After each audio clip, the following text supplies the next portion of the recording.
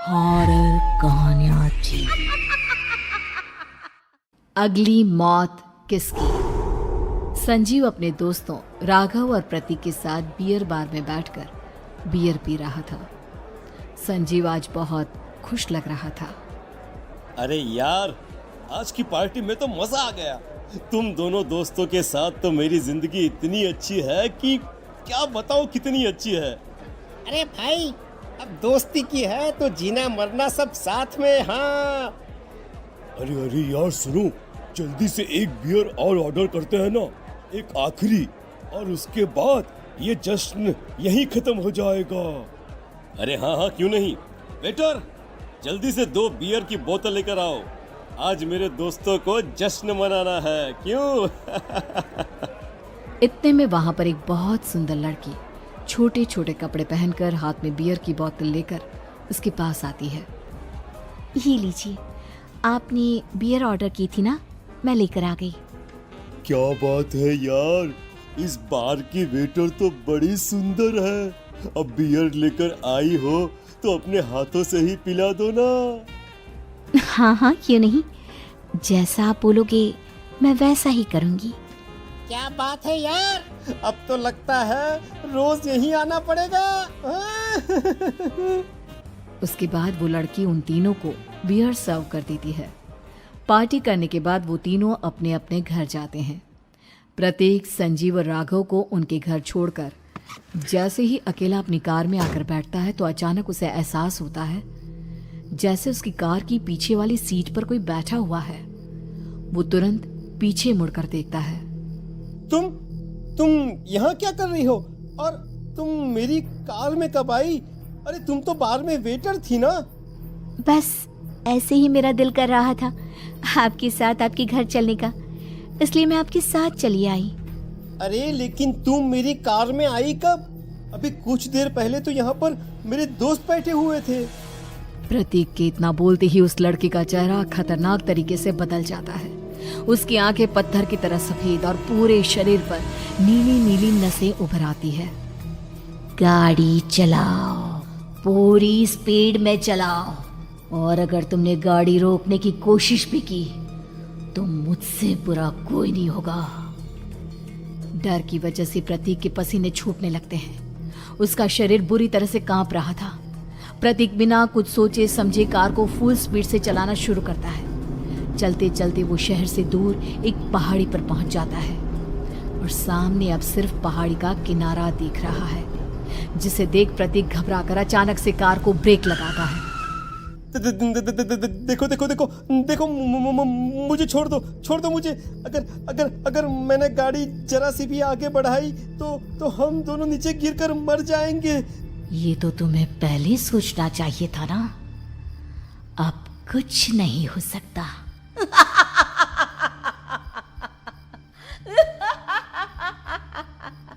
छोड़ दो मुझे। नहीं, प्लीज मुझे छोड़ दो। प्लीज मुझे जाने दो। छोड़ दो मुझे। गाड़ी आगे बढ़ाओ। और तभी अचानक से बिना प्रतीक के स्टार्ट किए उनकी कार आगे बढ़ती है और गहरी खाई में गिर जाती है। उसके चीखने की आवाजें चारों तरफ सुनाई देती है।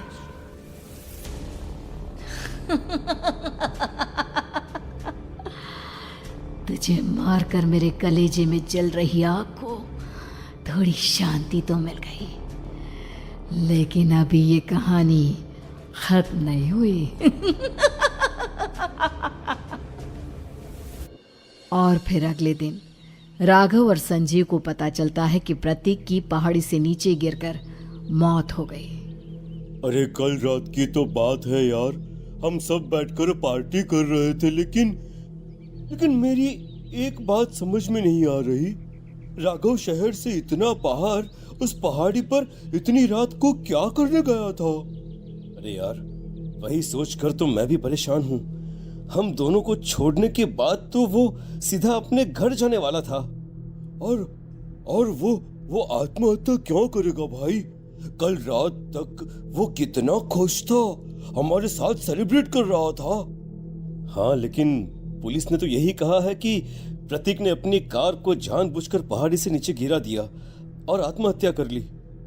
अरे यार, संजीव, मेरी तो कुछ भी समझ में नहीं आ रहा है। चल ठीक है, अब मैं अपने घर जाता हूँ। Okay, bye. राघव अपने घर में अकेला था। दोपहर का वक्त था। तभी दरवाजे की घंटी बजी। कौन है? अरे 1 मिनट रुको, अभी आता हूँ। राघव ने जैसे ही दरवाजा खोला उसने देखा कि सामने एक बहुत खूबसूरत लड़की खड़ी हुई है। कौन है आप और यहाँ किससे मिलने आई हैं? देखिए ना, बाहर बारिश शुरू हो गई थी, मेरी गाड़ी खराब हो गई है।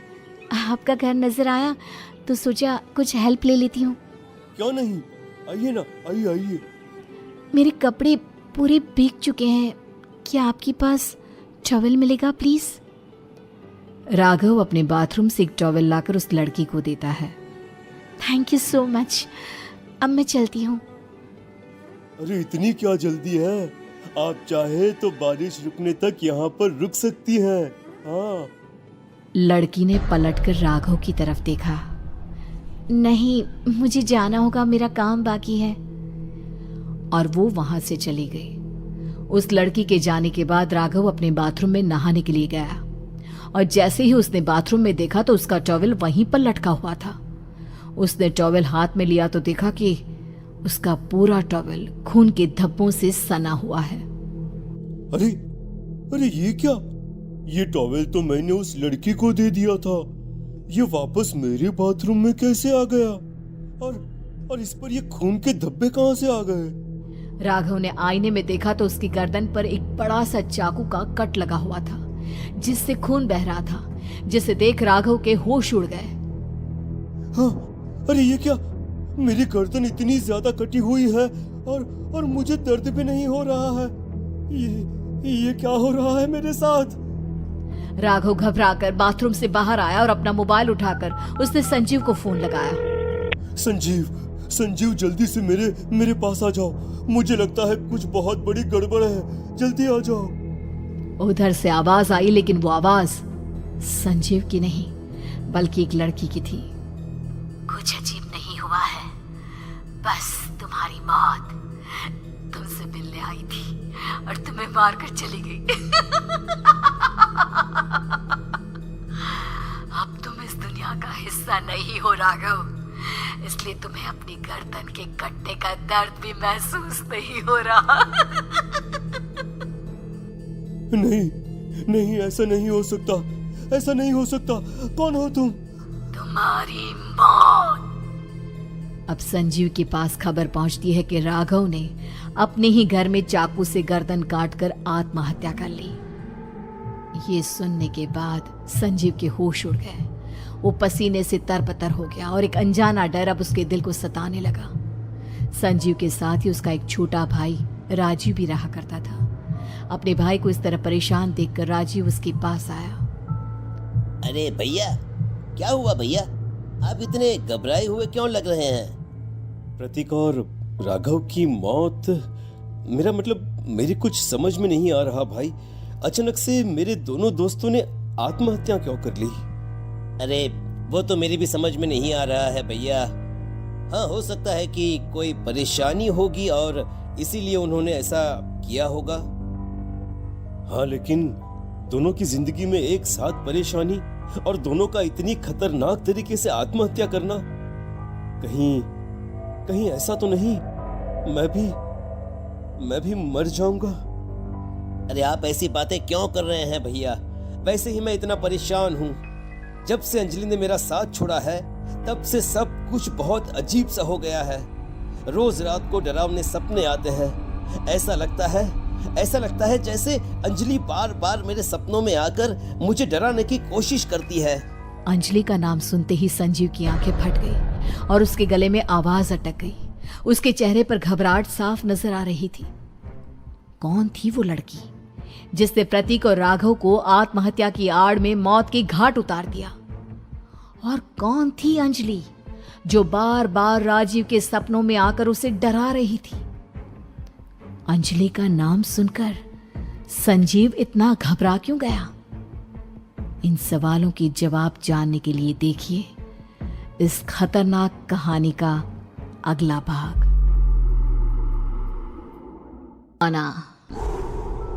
आज 20 सालों बाद रमेश अपनी दुल्हन नैना के साथ अपने गांव के अपने पुराने घर आता है।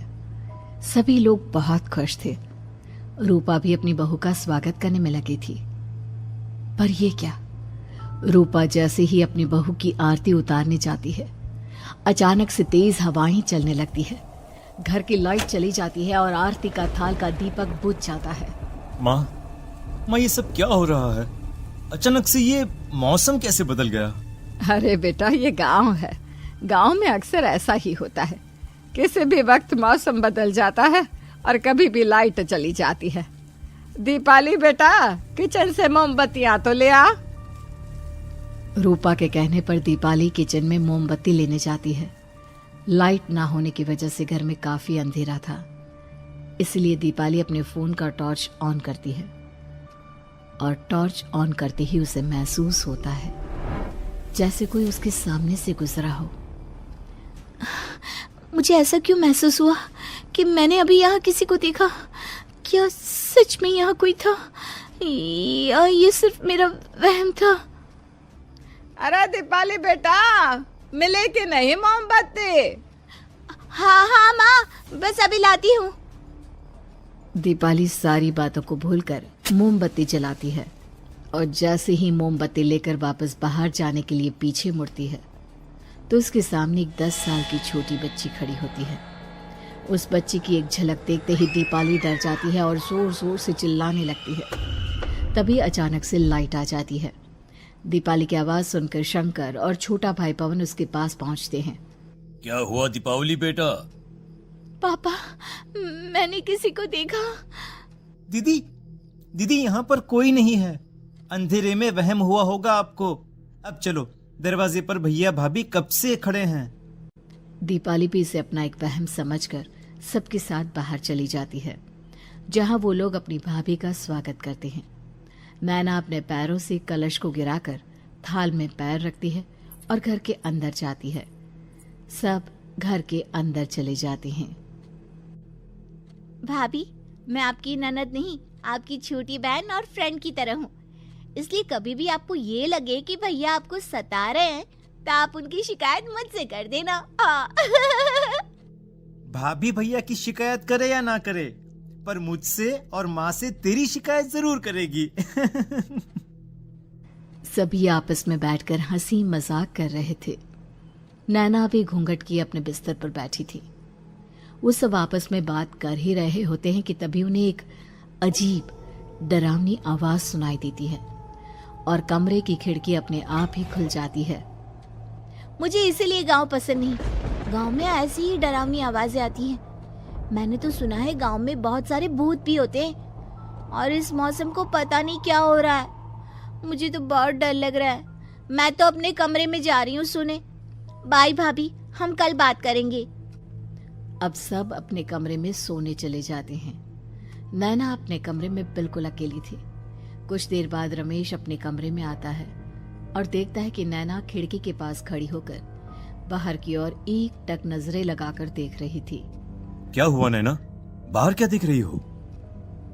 मैं बाहर का मौसम देख रही हूँ रमेश जी। इस मौसम को देखकर ऐसा लग रहा है जैसे आज कोई अपना बदला लेने के लिए आया है। तुम क्या बोल रही हो, मेरी कुछ समझ में नहीं आ रहा। और वैसे भी रात काफी हो चुकी है, अब हमें भी सो जाना चाहिए। चलो। इतना बोलकर रमेश सोने के लिए बिस्तर पर लेट जाता है, पर नैना अब भी खिड़की के पास ही खड़ी होती है। रमेश के सो जाने के बाद नैना अपनी सास के कमरे में जाती है और अपनी सास के पास बैठकर रोने लगती है, जिसे सुन सास की नींद खुल जाती है। बहू, अरे क्या हुआ बहू? तू इतनी रात को यहाँ मेरे कमरे में बैठकर रो क्यों रही है? मम्मी जी, आपने मुझे क्यों नहीं अपनाया? आपको पता है, आपकी वजह से मुझे और मेरे परिवार वालों को गांव वालों के कितने ताने सुनने पड़े। तू मेरी बहू नहीं है? कौन है तू? मम्मी जी, मैं आप ही की बहू हूँ। आपने मुझे अब भी नहीं पहचाना? इतना बोलते ही नैना की आंखें लाल हो जाती हैं। वो जोर जोर से हंसने लगती है। मौसम का रुख बदल जाता है। कमरे की खिड़कियां और दरवाजे अपने आप ही खुलने और बंद होने लगते हैं। देखते ही देखते नैना हवा में उड़ने लगती है और वो अपनी आंखों के इशारे से अपनी सास को भी हवा में लटका देती है। तेरी वजह से मुझे और मेरे घर वालों को ताने सुनने पड़े। तूने जो पाप किया है, तुझे उस पाप की सजा मिलेगी और अब तेरी इस गलती की सजा तेरा पूरा परिवार भुगतेगा। इस तरह से नैना बड़ी ही बेरहमी से अपनी सास को मार डालती है और आराम से अपने कमरे में जाकर सो जाती है। अगली सुबह जब घर वालों को कमरे में रूपा की लाश मिलती है तो उन लोगों के पैरों तले जमीन खिसक जाती है। कल तक माँ बिल्कुल ठीक थी, फिर अचानक ऐसा क्या हुआ रात को कि माँ हम सबको छोड़कर चली गई। सारी गलती मेरी है। बेटे की शादी की खुशी में मैं ही रात को घर वापस नहीं आया और चला गया अपने गांव के दोस्तों से मिलने। अगर रात को मैं अपनी रूपा के साथ होता तो शायद आज वो हमें छोड़कर न जाती। घर में शोक का माहौल पसर गया था, पर नैना को इस बात से कोई फर्क नहीं पड़ रहा था और ये बात कहीं ना कहीं पवन को भी समझ में आ रही थी। अब ऐसे ही कुछ दिन बीतते हैं और 1 महीने के अंदर ही अंदर शंकर की भी मौत हो जाती है। पहले माँ छोड़कर चली गई और अब पिताजी। क्या हो गया है हमारे घर को? पता नहीं किसकी नजर लग गई है। भैया ये घर सही नहीं है। हम जब से इस घर में आए हैं कुछ न कुछ बुरा ही हो रहा है। हमें यहाँ से वापस शहर चले जाना चाहिए। जहां रमेश, दीपाली और पवन का रो रो कर बुरा हाल था, वहीं नैना अपने कमरे में बैठी आराम से मेकअप कर रही थी। दीदी मुझे तुमसे कुछ बात करनी है। मुझे लगता है कि इन सब के पीछे भाभी का हाथ है। पवन तू ये सब क्या कह रहा है? तू होश में तो है ना? अगर भैया भाभी ने तेरी ये बकवास बात सुन ली तो उनके दिल पर क्या गुजरेगी? तू भाभी पर इतना बड़ा इल्जाम कैसे लगा सकता है? दीदी आप खुद ही देख लो ना, हम जब से इस घर में आए हैं सब कुछ बदल गया है। शादी से पहले नैना भाभी ऐसी बिल्कुल नहीं थी, पर अब वो किसी से बात नहीं करती, ज्यादातर अकेले अपने कमरे में ही रहती है और कभी उनसे बात करो भी तो न जाने कैसी अजीबोगरीब तरह की बातें करने लगती हैं। तू पागल हो गया है? आप समझती क्यों नहीं है दीदी? देखो ना, हमारे घर में मौत का सिलसिला शुरू हो गया है, पर भाभी को कोई फर्क नहीं पड़ रहा। वो अभी भी मेकअप कर रही हैं, आराम से खाना खा रही हैं। और दीदी आपको पता है, जिस रात माँ की मौत हुई थी ना, उस रात मैंने भाभी को माँ के कमरे में जाते हुए देखा था। पवन की बातें सुन अब दीपाली के मन में भी शक पैदा होने लगता है और वो इस बारे में रमेश से बात करती है। रात को सब साथ में बैठकर खाना खा रहे थे, तभी कौन हो तुम और तुम ये सब क्यों कर रही हो? क्यों सबकी जान ले रही हो? रमेश जी ये आप क्या कह रहे हैं? मैं भला मम्मी जी पापा जी की जान क्यों लूंगी? मैंने कब कहा कि तुमने माँ पापा की जान ली? नैना तुम तो मेरी पत्नी हो, तुम थोड़ी किसी को मारोगी। नैना तुम नैना ही हो ना? रमेश की ये बात सुनते ही नैना खाना छोड़कर गुस्से में सबको देखने लगती है। नैना की गुस्से भरी आंख को देखकर तीनों भाई बहन डर जाते हैं। तभी नैना जोर जोर से हंसने लगती है। मैं ही तो हूँ आपकी पत्नी गौरी। गौरी का नाम सुनते ही रमेश के होश उड़ जाते हैं। आखिर कौन है ये गौरी? क्या है इस घर और घर वालों का राज?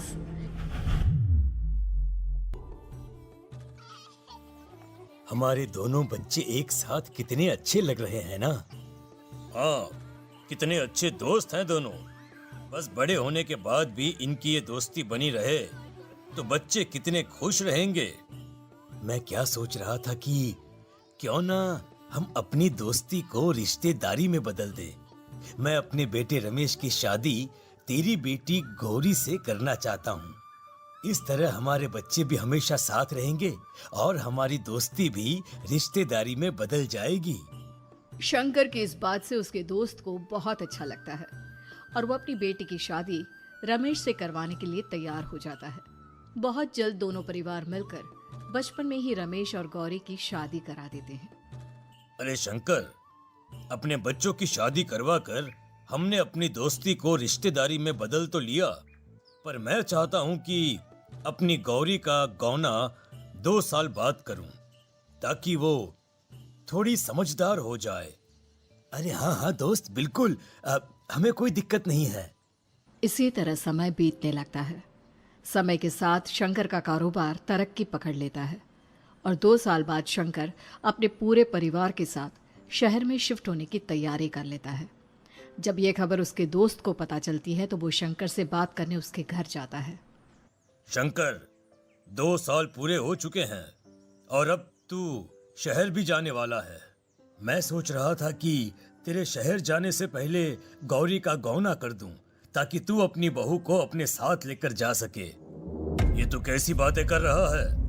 रिश्तेदारी बराबरी वालों से होती है, और वैसे भी अब मेरा बेटा या मेरा परिवार कोई भी इस रिश्ते को नहीं मानता। ये तू कैसी बातें कर रहा है दोस्त? जब हमने अपने बच्चों की शादी करवाई थी तब हम दोनों ही एक बराबर थे। पिछले 2 साल में तेरा कारोबार थोड़ा सा अच्छा क्या चल गया, तू पुराने रिश्ते ही तोड़ देगा। देख भाई, ऐसा मत कर। अगर तूने मेरी बेटी को अपनी बहू के रूप में नहीं अपनाया तो कोई भी मेरी बच्ची से शादी नहीं करेगा। अरे उसकी जिंदगी बर्बाद हो जाएगी। यार देख, वैसे भी बाल विवाह तो कानून मान्यता नहीं देता, फिर मैं कैसे दे दूं? तू अपनी बेटी के बड़े होने पर उसकी शादी किसी दूसरे लड़के से करवा देना। वैसे भी तब तक ना उसे और ना ही गांव वालों को ये बात याद रहेगी। मेरे बेटे को बख्श दे मेरे भाई। इस तरह से शंकर अपने दोस्त के परिवार और गौरी को गांव वालों के ताने सुनने और जिल्लत से भरी जिंदगी जीने के लिए छोड़ अपने परिवार वालों के साथ शहर चला जाता है। अरे इनकी गौरी में ही कोई दोष होगा, तभी तो लड़के वालों ने इनकी बेटी को अपनी बहू के रूप में नहीं अपनाया और उसको यहाँ छोड़कर शहर चले गए। अब कौन थामेगा ऐसी लड़की का हाथ? अरे पता नहीं कैसा आदमी है जो गांव वालों के इतने ताने सुनकर भी सर उठाकर गांव में चल रहा है। अरे अगर मेरी बेटी के साथ ऐसा हुआ होता ना तो मैं तो शर्म के मारे मर ही जाता। हाँ, दिन रात लोगों की नजरों में अपने लिए ग्रहण देख और सबके ताने सुन सुन अब गौरी के पिता हिम्मत हारने लगते हैं और एक रात गौरी के माता पिता खुदकुशी कर लेते हैं। ये सदमा गौरी भी सहन नहीं कर पाती और उसकी भी मृत्यु हो जाती है। तुम्हारे परिवार की वजह से हम लोगों ने अपनी इज्जत और जान गंवाई। इसका बदला तो तुम्हें चुकाना पड़ेगा, वो भी अपनी जान देकर। हंसते हुए अब नैना हवा में उड़ने लगती है। नैना अब पूरी तरह से बदल चुकी थी। गौरी की आत्मा उसके शरीर पर हावी हो चुकी थी। उसकी आंखें सफेद, पैर उल्टे, चेहरा काला और बाल बिखर गए थे। अब गौरी अपनी शैतानी शक्तियों से घर के हर कोने को अपने काबू में कर लेती है और सीधी दीवार पर जाकर चिपक जाती है। मुझे अपना बदला चाहिए। बदला लूंगी मैं तुम सबको खत्म कर दूंगी। गौरी इतनी तेज चिल्ला रही होती है कि उसकी आवाज से घर के सारे कांच टूट जाते हैं। सामान इधर उधर गिरने लगता है और ये सब देखकर तीनों भाई बहन के होश उड़ जाते हैं। बचाओ, भागो भागो। उन तीनों को अपनी जान बचाने के लिए यहाँ से वहां भागता देख गौरी जोर जोर से हंसने लगती है।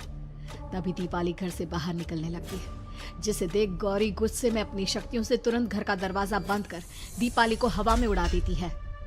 बाहर भागी, मुझसे बचकर भागना चाहती है? कोई नहीं बचेगा, आज तुम सब मरने वाले हो। अचानक घर में भूतिया आवाजें गूंजने लगती है, तेज हवाएं चलने लगती हैं। सोफा, टेबल, कुर्सी सब हवा में उड़ने लगता है। ये सब देखकर रमेश, दीपाली और पवन की रूह कांप जाती है। घर में ये सब होते हुए और अपनी बहन को हवा में उड़ते हुए देख रमेश और पवन को भी समझ में नहीं आ रहा था कि वो क्या करे, कैसे अपनी जान बचाए। इतने में गौरी अपनी आंखें दीपाली की तरफ करती है और अपनी शैतानी शक्तियों से उसका गला दबाने लगती है। रोकने का बहुत शौक है ना, अब मैं तुझे इस दुनिया से ही भगा दूंगी। इतना बोलकर गौरी दीपाली को उठाकर फेंक देती है और दीपाली दीवार से टकराकर नीचे गिर जाती है। दीपाली के पूरे शरीर में चोट के निशान होते हैं और वो उठ भी नहीं पाती। दोनों भाई भागते हुए अपनी बहन के पास जाते हैं। ये तो बस शुरुआत है, मैं तुम तीनों को तड़पा कर मारूंगी। अरे अरे, पर हमने क्या किया है? हम तीनों भाई बहन तो निर्दोष हैं। गलती तो हमारे माता पिता ने की थी और उन्हें तुम पहले ही मार चुकी हो, फिर हमारे पीछे क्यों पड़ी हो? पवन के इतना बोलते ही गौरी एक हवा के झोंके की तरह उसके पास आती है और उसका गला पकड़कर उसे हवा में उठा देती है और रमेश को गुस्से भरी नजरों से देखती है। गलती मेरे परिवार की नहीं थी, पर सबको मरना पड़ा। मैं किसी को नहीं छोड़ूंगी। गौरी पवन को हवा में उछाल देती है, जिस पर कमरे की छत से टकराकर जमीन पर आकर वो गिरता है। उसके सर और शरीर पर जगह जगह चोट लग जाती है और खून बहने लगता है, जिसे देख अब रमेश से चुप नहीं रहा जाता। गौरी, तुम्हारा गुनहगार मैं हूँ। तुम्हारी शादी मुझसे हुई थी। अगर तुम्हें बदला चाहिए तो मुझसे लो। मेरे भाई बहन को छोड़ दो। तुम मुझे मार दो। मरना तो सबको पड़ेगा। अरे पर इसमें उन दोनों की कोई गलती नहीं है। प्लीज, मैं मानता हूँ कि तुम और तुम्हारे परिवार के साथ जो कुछ भी हुआ वो गलत था, पर गौरी, मैं प्लीज मेरे भाई बहन को छोड़ दो। उन्हें तो इस बात के बारे में कुछ भी पता नहीं है। उनका इस सबसे कोई लेना देना नहीं है। तुम और तुम्हारा परिवार यही चाहता था ना कि मैं तुम्हें अपना लूं। उस समय मैं बच्चा था। मेरे पास इतनी समझ नहीं थी, पर आज मैं तुम्हें तुम्हारे इसी रूप में अपनाता हूं। मेरे साथ जो करना है कर लो, बस मेरे भाई बहन की जान बख्श दो उनकी जान। रमेश की ये बात सुनकर गौरी का गुस्सा थोड़ा शांत होता है। ठीक है, मैं तुम्हारे भाई बहन को नहीं मारूंगी, पर तुम्हें मरना होगा और तुम्हारी आत्मा को मेरे साथ शादी करनी होगी। मुझे मंजूर है। अब रमेश गौरी के साथ छत पर जाता है और छत से नीचे को जाता है। रमेश के मरते ही गौरी उसकी आत्मा को अपने साथ ले जाती है और इस तरह से रमेश खुद मरकर अपने भाई बहन को बचा लेता है।